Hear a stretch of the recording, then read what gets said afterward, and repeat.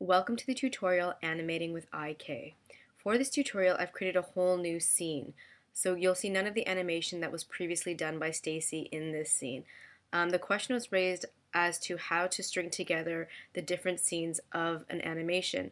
Well, you actually have to create a different file for every scene for your animation, and after you've finished all the scenes, you would create multiple renders. So if you have 8 scenes, you'd create 8 renders, and then you would string together those 8 renders in a third-party software to make your complete animation.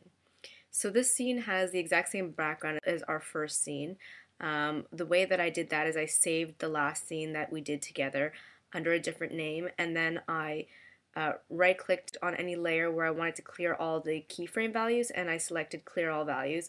This one has no keyframes, so the clear all values menu item is grayed out. And then I just deleted any layers that I didn't want. So I deleted the birds, the door opening motion, I deleted the camera, truckin', the text, and the actual karate rabbit that Stacy had animated from the last scene. I also raised the punching bag up a bit because I noticed that with the chain, let me back out here, that the chain should actually be a separate piece, and this would actually be a good example for IK. If you had many links, you could put one bone per link, and then as the punching bag moved around, you could use IK to make it move around naturally with the swing of the punching bag. But as the chain is part of the punching bag drawing, I just lifted up to a level where you're unable to see it in the camera frame so that you won't be distracted by its unnatural motion. So the next thing we want to do is bring in the Karate Rabbit IK template from the library, the one that we created in the last tutorial. So I'll go to the Animate Pro library, I'll uncollapse it so I can see the Karate Rabbit folder, and from the folder I'll take the Karate Master IK template, and then I'll just drag it and drop it in the camera view. Okay, so the view that I want to use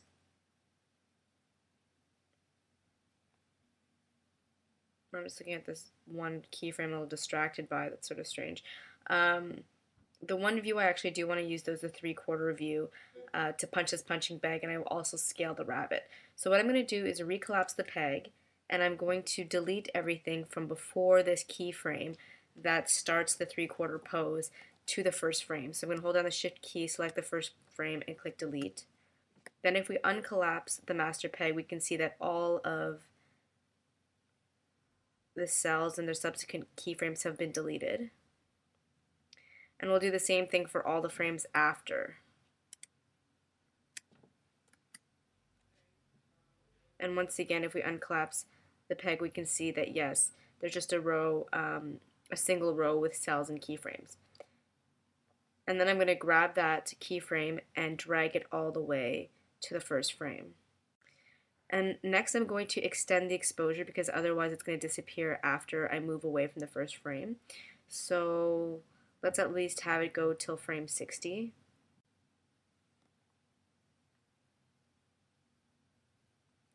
There we go, so it's still here.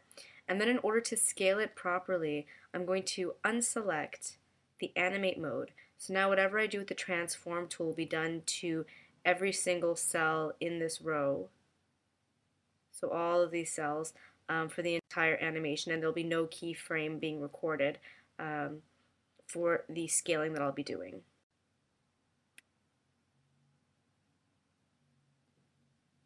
So maybe something like that. So now let's click on the Animate mode again, as well as the Inverse Kinematics tool.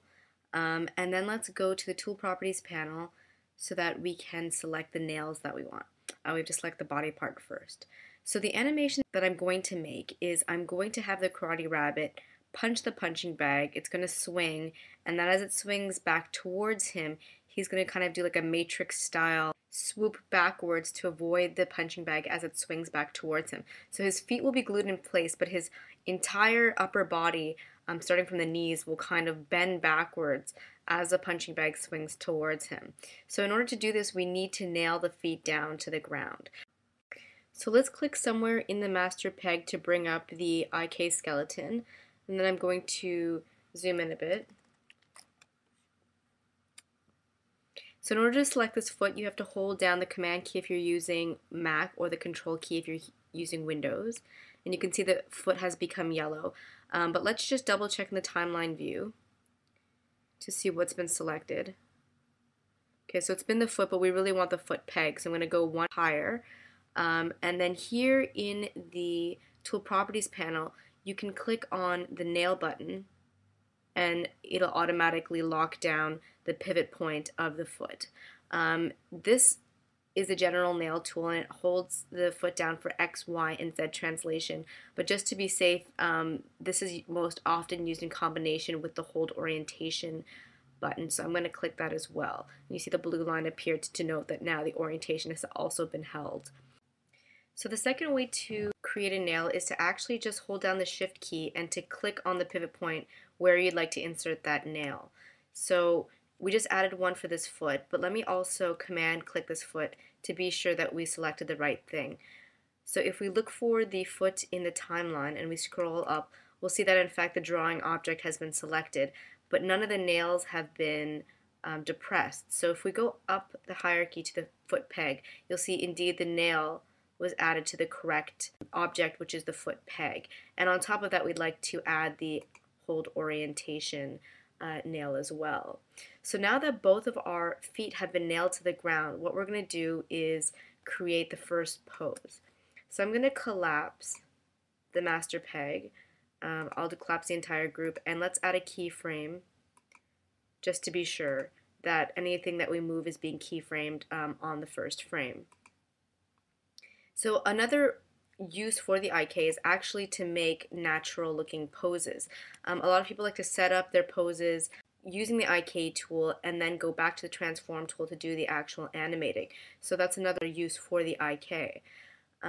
So what we want to do is click on the master peg to bring up the IK skeleton so that we can set up the first pose. So I'm going to zoom in a bit. And the first thing you have to be sure of is that this button is depressed, the IK manipulation mode. It's like the transform tool and the animate mode combined, so you know you're animating. And I want this character to bend slightly at the knees for the first pose. So I'm going to grab this middle bone that represents the master peg, we know this because of the cross, and pull down until the knees bend a bit, maybe just slightly like that. And then I actually want this foot to flip the other way. So I can't use the IK mode for this. I have to go back to the transform tool to forward kinematics, and I'm going to choose just this foot. I'm going to look for the timeline to make sure that I have the drawing object and not the peg this time, so we have it here. And then I'm going to scroll through the drawings by using one of the square brackets. So like that. I'm just going to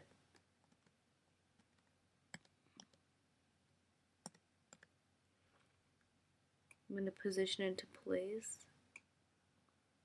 There we go, so it's flipped the right way. Then I'm going to go back to the IK mode, and I'm going to bring up the hands. So a command selected to select the hand, which will of course move the entire arm. So I want it bent to the elbow like this. Now if I just want to rotate the hand without the entire arm moving, I'm going to hold down Alt and move just the hand. And then I'm going to go back to the transform tool mode so that I can do another drawing substitution, and I'm going to scroll again till I get a fist. Now I'm going to do the same thing with the other hand. It might be a little bit harder to select.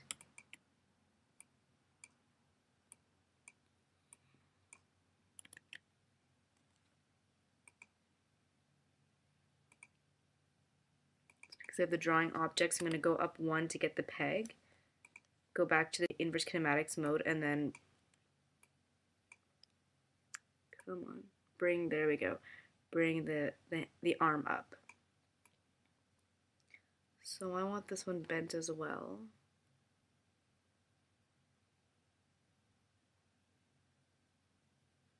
There we go. Then I'm going to hold down Alt to rotate just the hand. And I'm going to go back to the transform tool to do a drawing substitution. Alright, I'll have to make sure I have the drawing layer selected if I want to do a drawing substitution, and maybe make a fist like that.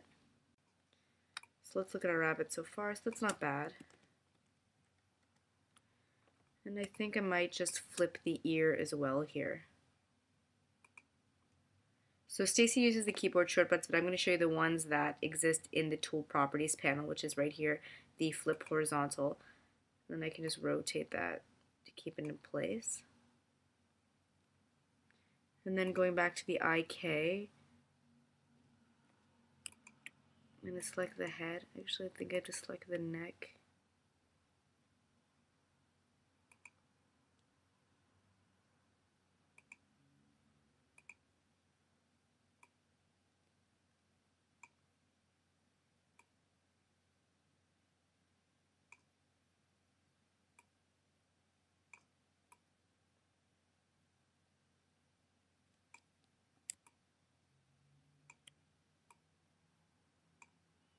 A bit like that.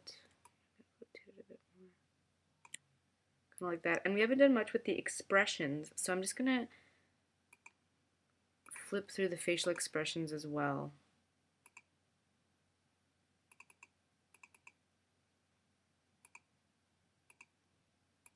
There we go, so the correct eyebrows selected.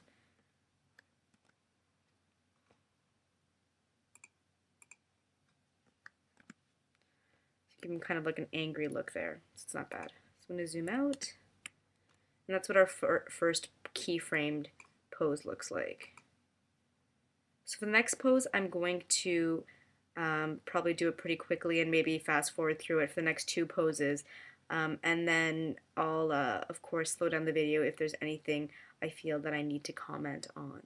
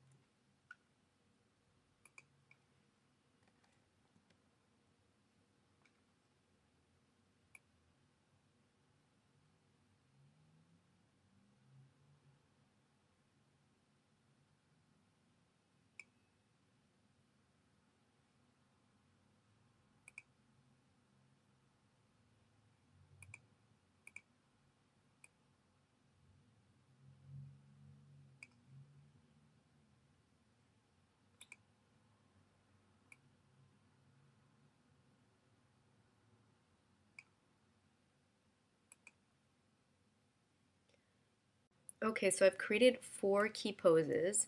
So we have the Karate Rabbit crouching, then a punch, then sort of a really dramatic backflip as the punching bag swings towards him, and then him standing upright again. So now I'm just going to move the keyframes to get a little bit of a better sense of timing. Try that.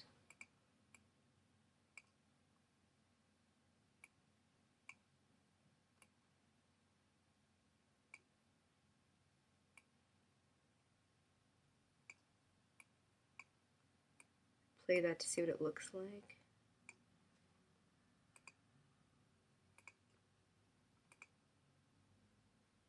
Okay, so it's not bad. You'll notice though that as the computer plays to this interpolated section here, that the feet move, even though we had them nailed down. And as I explained before, the feet are only really nailed down for the keyframe, so this frame and this frame and this frame and this frame.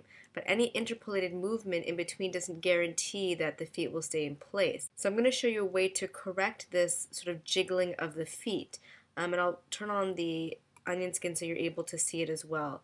The one thing you have to be 100% sure of before you try this correction technique that I'm about to show you is that the feet are 100% exactly in the same place for the 2 keyframes between an interpolated section. If there's a slight movement, what I'm about to show you won't work at all. So what we're going to do is find one of these feet in the timeline view.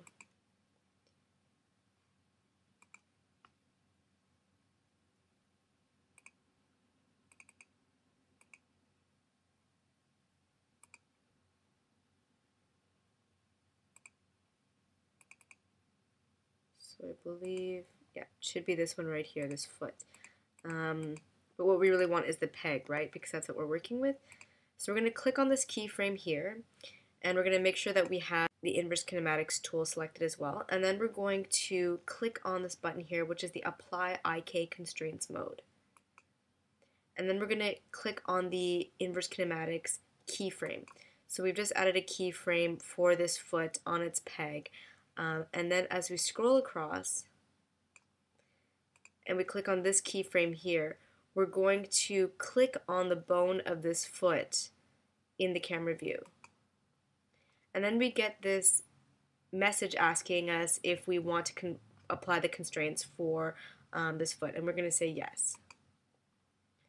So now as we scroll back and forth, you'll notice that this foot behind, so foot number 1, still moves, but foot number 2 doesn't. And you can see why. It's because it broke down the interpolation into keyframes, and at those keyframes, this foot is stiff for all of those keyframes. So we're going to do the exact same thing for the other foot.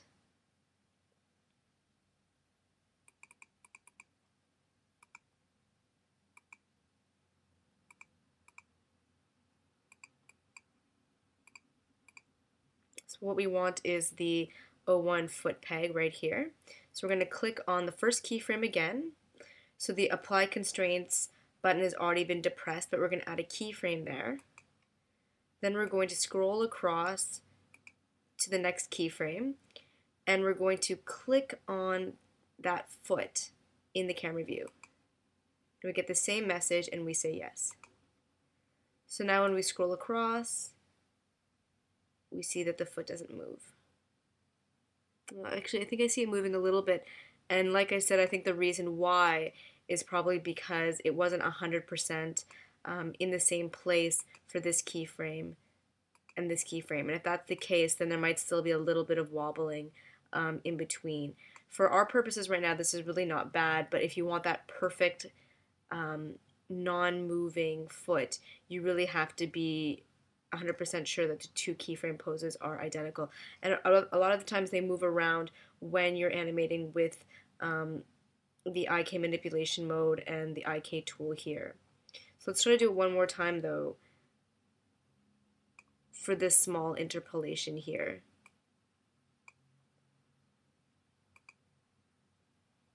So this is on, we add a keyframe, and you can see the keyframes that are being selected in this field here.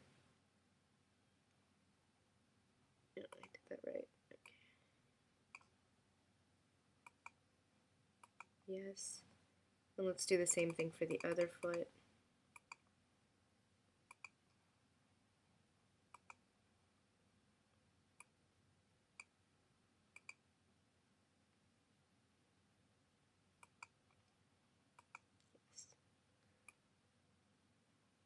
So it's pretty good. There's like a slight tap here, which is a bit annoying, but you get the idea of what you should expect to see.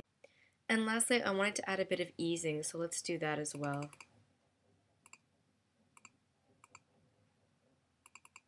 So I'm going to select the upper body here, and then the last keyframe. And then from the E-shaped drop-down menu, I'm going to select Fast Ease Out. So as it falls back, it's going really fast, and as it comes towards this position, it's going to slow down just slightly to give it an extra bit of bounce. And the way that you get the keyframe to register this new ease parameter is by changing something ever so slightly in the camera view with the IK tool. So maybe I'll move the head a bit. There we go. So now when we play it, you notice it went a bit slower because there's a bit more of a bounce. I don't know if you see that, but I like it a little bit better. It gives a bit more of a spring to his movement. But you know, that's something you can tweak and play around with yourself. And I'm not going to animate the punching bag. I might do it for the sample material. I might shrink it down and have it swinging back and forth, coordinated with the rabbit's animation, but I'm not going to do it now because it's really not going to show you much in terms of inverse kinematics. So that's it for the tutorial, animating with the IK, and it's also the last video in the inverse kinematics video series.